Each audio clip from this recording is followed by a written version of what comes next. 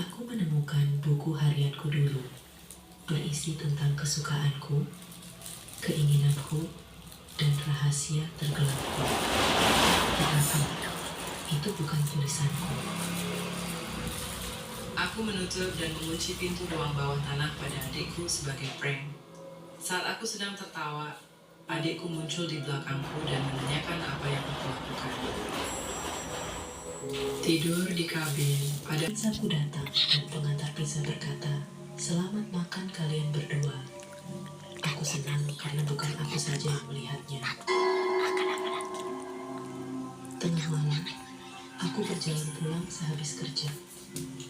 Seorang pria tunawisma menunjukkan kepadaku sebuah koran artikel yang menunjukkan tanggal besok.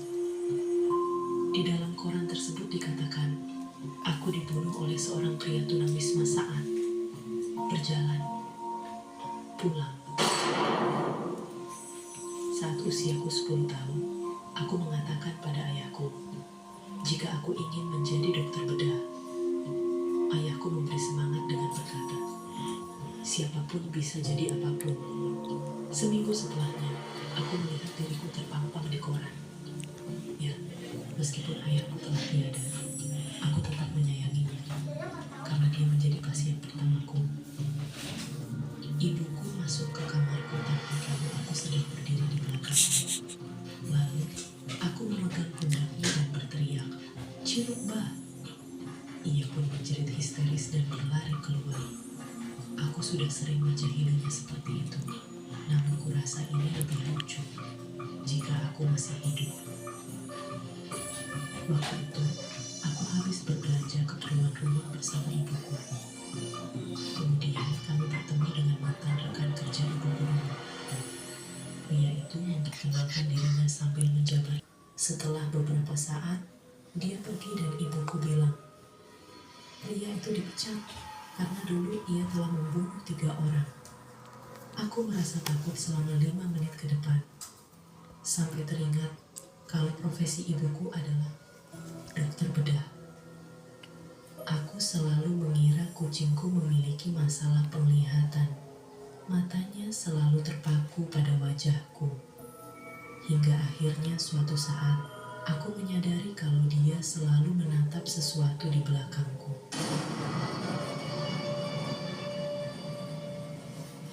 Aku mendengar suara-suara aneh, dan aku bergegas mengunci pintuku.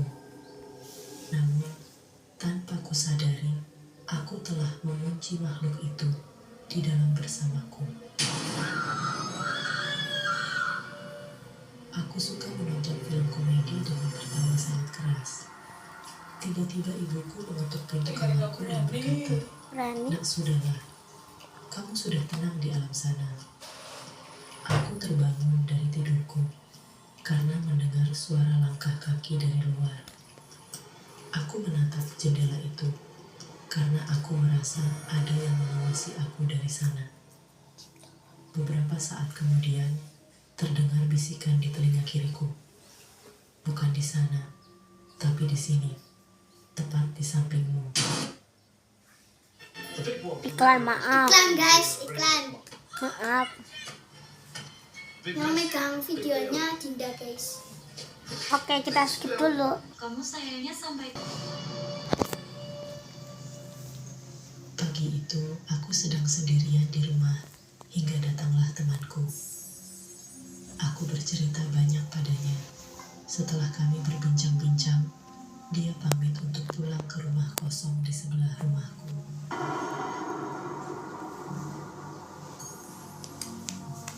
Aku mendengar suara bisikan dari telingaku. Aku di sini, di belakang.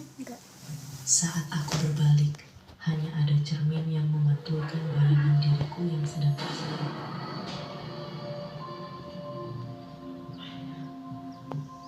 Aku terbangun tengah malam karena mendengar suara anak-anak bermain di luar rumah. Padahal rumahku berada di area terpencil. Ketika aku membuka jendela, yang kulihat adalah